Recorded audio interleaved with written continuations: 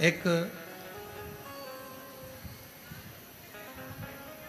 परमात्मा की ज्योति इस शरीर के अंदर रहती है और वो परमात्मा की वसरेंद्र परमात्मा की ज्योति ही आवाज आ रही है पीछे नहीं आ रही। एक परमात्मा की ज्योति ही हमें परमात्मा से मिलाने का कार्य करती है। और शंभु शरण घड़ी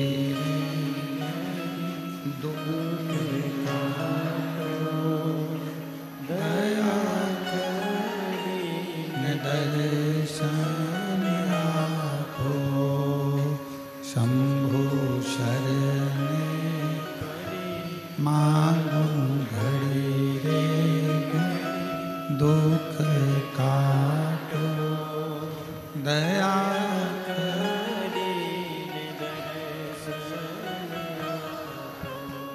एक मानव की शरीर में जो परमात्मा ने ज्योति दी है, जो प्रकाश दिया है, वो प्रकाश कोई साधारण नहीं है महाराज। वो प्रकाश, वो ज्योति मानव के देह में, मनुष्य के शरीर में परमात्मा तक पहुंचाने का एक माध्यम है।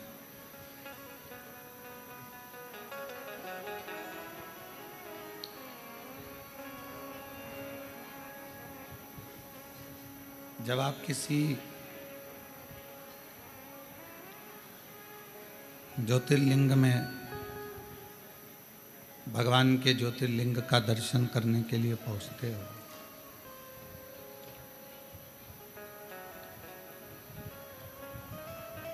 उस ज्योतिर्लिंग में जो ज्योति होती है, भगवान शिव का जो तेजपुंज प्रकाश होता है, वो हमारे हृदय में जो ज्योति होती है, जो ज्योति हमारे हृदय में रहती है, वो ज्योति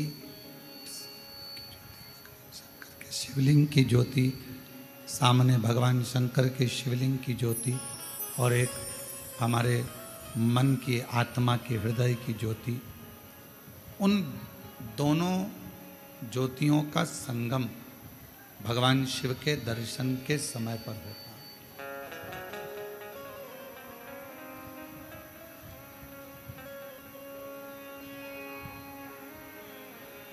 और उन ज्योतियों का आदान प्रदान भी होता है। आत्मलिंग ज्योति अर्थात ये मानव का जो शरीर है, उस शरीर के आत्मा में एक आत्मलिंग ज्योति होती है।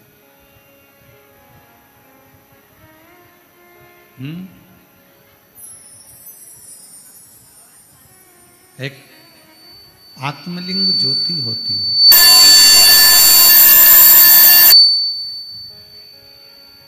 और वो आत्मलिंग ज्योति शिवलिंग की ज्योति की ओर जाती है और भगवान शंकर के शिवलिंग में जो ज्योति होती है, वो आत्मलिंग ज्योति की ओर जाती है।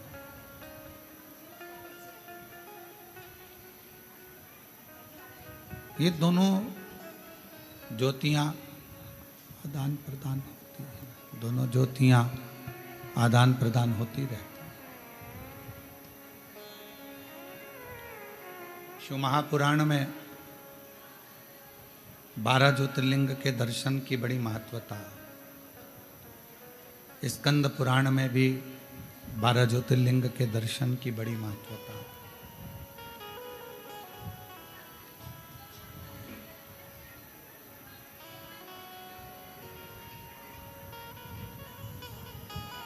लिंग पुराण में भी 12 ज्योतिर्लिंग के दर्शन की महत्वता है। उन ज्योतिर्लिंग में पहुंचना और भगवान शंकर के उन ज्योतिर्लिंगों का दर्शन कर कर आत्म ज्योतिर्लिंग, आत्मलिंग और उसका प्रकाश, और जो सामने शिवलिंग है, ज्योतिर्लिंग है, उसका प्रकाश।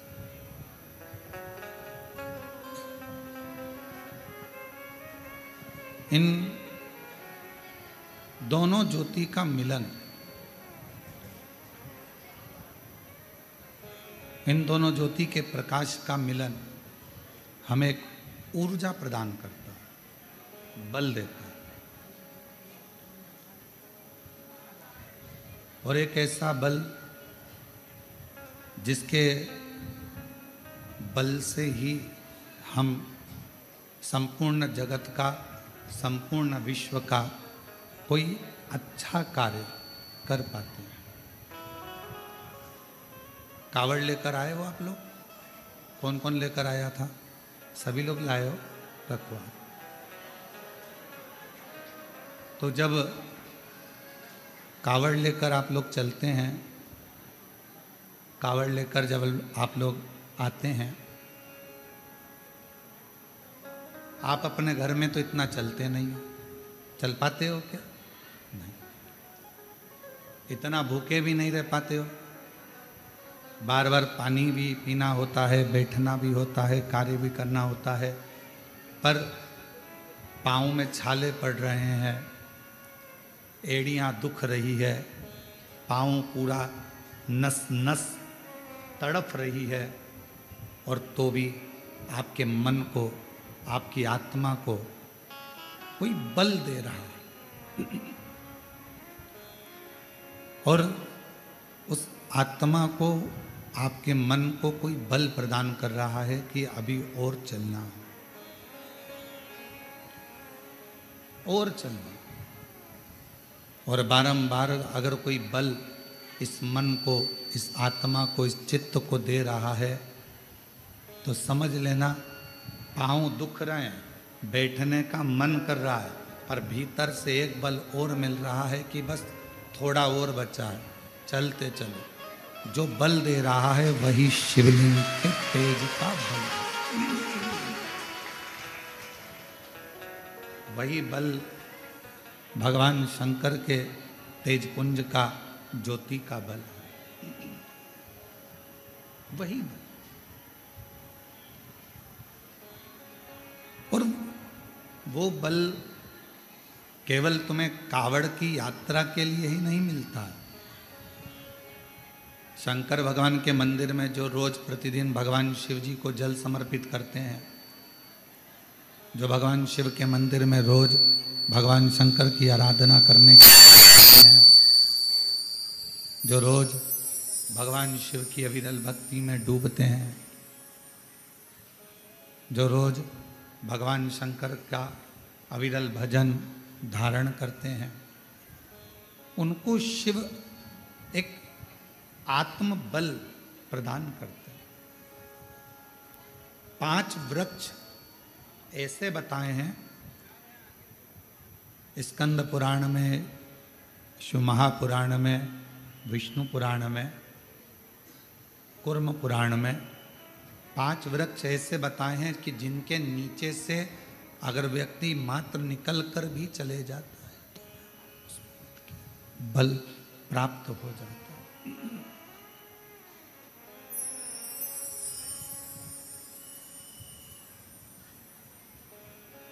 कभी मौका लगे तो आप, कभी आपको मौका लगे तो आप कूर्म पुराण को एक बार जरूर पढ़ना। स्कंद पुराण को, शंभु शंभु शंभु शंभु,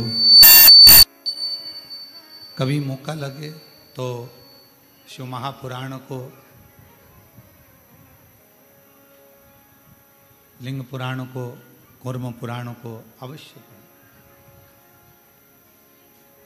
और जब आप पढ़ेंगे, उसको अध्ययन करेंगे, थोड़ा सा ध्यान देंगे, तो आपको मालूम पड़ेगा 5 वृक्ष ऐसे हैं जिनके मात्र नीचे से निकल जाने पर भी व्यक्ति को बल प्राप्त हो जाता पहले नंबर पर है बेलपत्र का वृक्ष, दूसरे नंबर पर है शमी का वृक्ष, तीसरे नंबर पर है आंवले का वृक्ष, चौथे नंबर पर है पीपल का वृक्ष और पांचवें नंबर पर है वट वृक्ष।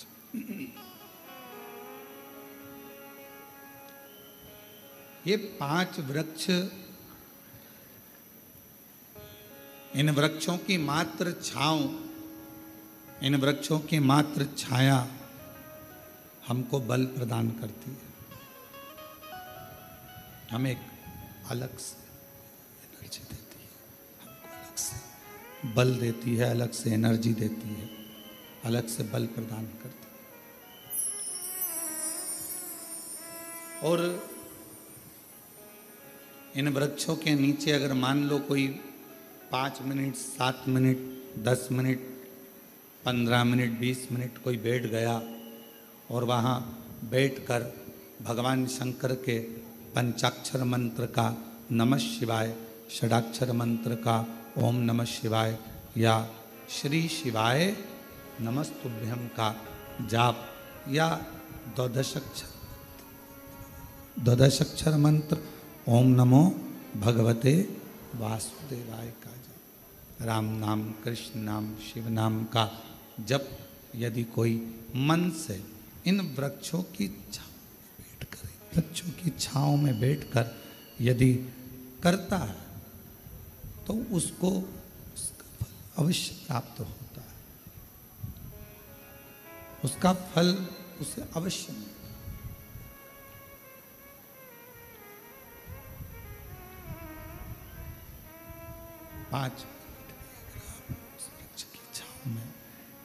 5 मिनट भी अगर आप उस वृक्ष की छांव में अगर बैठे हो, 5 मिनट भी अगर इन बेलपत्र का वृक्ष है, शमी का वृक्ष है, आंवले का वृक्ष है, पीपल का वृक्ष है, वट वृक्ष है, इन वृक्ष की छांव में अगर कुछ देर आप और हम बैठे हैं और भगवान के नाम का उच्चारण कर रहे हैं तो उस वृक्ष की छाएं, उस वृक्ष की छांव हमें एक अलग से बल दे दे, अलग से ऊर्जा दे।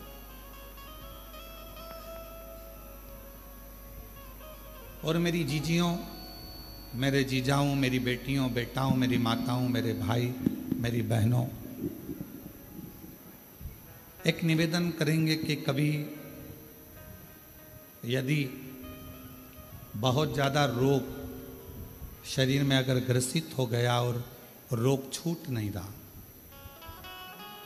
तो शमी के वृक्ष के नीचे बैठकर या तो भगवान शिव का नाम या भगवान श्री गणेश जी महाराज का नाम, जैसा तुम जप सकते हो, जैसा तुम बोल सकते हो, जैसा तुम भज सकते हो, वैसा भजो, वैसा करो,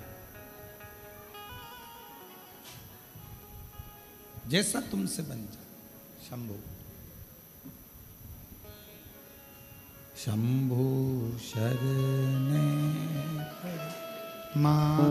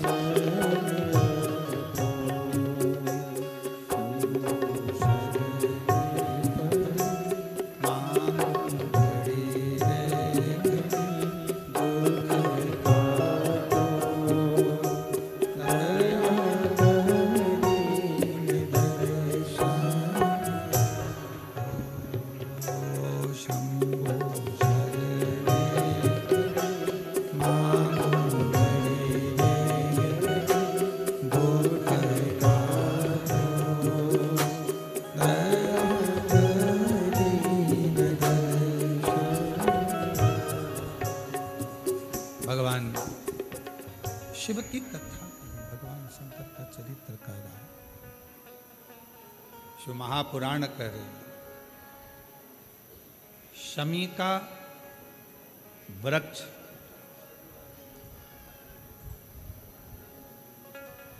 हमारे शरीर में जो रोग होता है, उस रोग के जितने भी तत्व होते हैं उनको शमी का वृक्ष खींचता।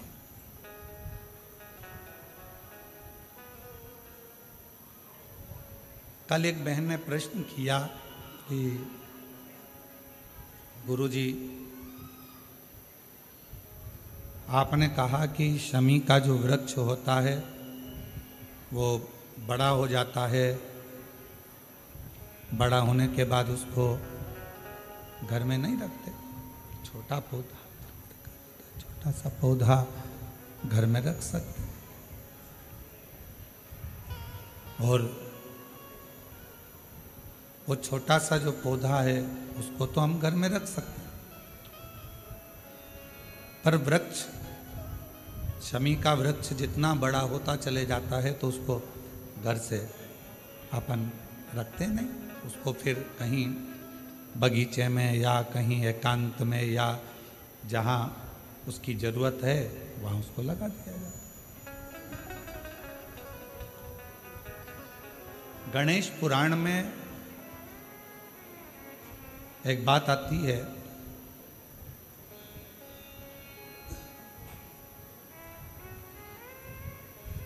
कि शमी का जो वृक्ष होता है वो रोग को खींच लेता, बीमारी को खींचता, तकलीफों को खींचता, दुख को खींचता, शरीर के रोगों को वो खींच लेता। तो शिव महापुराण की कथा में और गणेश पुराण की कथा से एक बात सीखने को मिलती है कि पौधा छोटा रहेगा तो आप उसका पूजन भी कर सकोगे, पत्ते भी ले सकोगे, शिव जी पे भी समर्पित कर सकोगे, और घर के अंदर यदि कोई तकलीफ में है, कष्ट में है, तो उसके दुख को भी वो खींच ले, उसके कष्ट को भी वो खींच ले,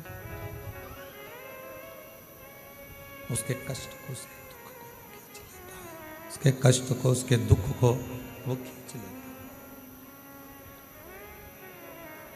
पर जैसे ही शमी का पौधा बड़ा हुआ, शमी का वृक्ष बड़ा हुआ, और उस वृक्ष के इर्द गिर्द से अगर कोई निकल कर जा रहा है, शमी के उस वृक्ष के आसपास से, इर्द गिर्द से अगर कोई निकल कर जा रहा है तो उसके भी रोग को वो खींचता, उसके भी रोग को वो खींचता। तो हमारे यहाँ सनातन धर्म में सर्व जगत के हित की बात कही जाती है कि शमी का जब पौधा बड़ा हो जाए, शमी का वृक्ष जब बड़ा हो जाए, शमी का पौधा जब बड़ा हो गया तो उसे कहीं अच्छी जगह पर लगा दिया जाए, जिससे सर्व जगत के दुखों को वो खींचता रहे, सबके रोगों को वो खींचता रहे, समाप्त करता रहे, सबके रोगों को वो खींचता रहे, समाप्त करता रहे, सर्व जगत के हित। छोटा है पौधा अपने नजदीक। शिव महापुराण में 5 वृक्षों का जो वर्णन किया गया, पहले नंबर पर है बेलपत्र का वृक्ष, दूसरे नंबर पर है शमी का वृक्ष, तीसरे नंबर पर है आंवले का वृक्ष, चौथे नंबर पर है पीपल का वृक्ष, और 5वें नंबर पर है वट वृक्ष। ये हमको बल देते हैं और हमें जो बल प्रदान करते हैं, हमें जो एनर्जी देते हैं, हमारे दुखों को ये नष्ट करते हैं, हमको एक अलग से बल इन पौधों से, इन वृक्षों से प्राप्त होता है, हमें प्राप्त होता है। और वो जो बल है और हमको जो बल मिलता है इन वृक्षों के नीचे बैठकर, इन वृक्षों के नीचे भगवान का भजन कर कर, स्मरण कर कर, कीर्तन कर कर, मंत्र जाप कर कर, नाम जाप कर कर, वो बल एक अलग ही बल है, वो बल एक अलग। और शंभु शरणे मांगू घड़ी रे दुख काटो, दया करीने दर्शन आपो। शंभु शरणे मांगू घड़ी रे दुख काटो, दया करीने दर्शन आपो। शंभु शरणे मांगू घड़ी रे दुख काटो, दया करीने दर्शन आपो। शंभु शरणे मांगू घड़ी रे दुख काटो, दया करीने दर्शन आपो।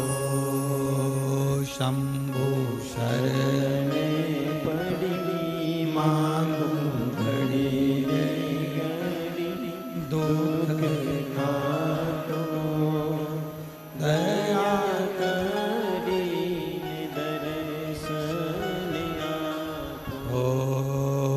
शंभु शरणे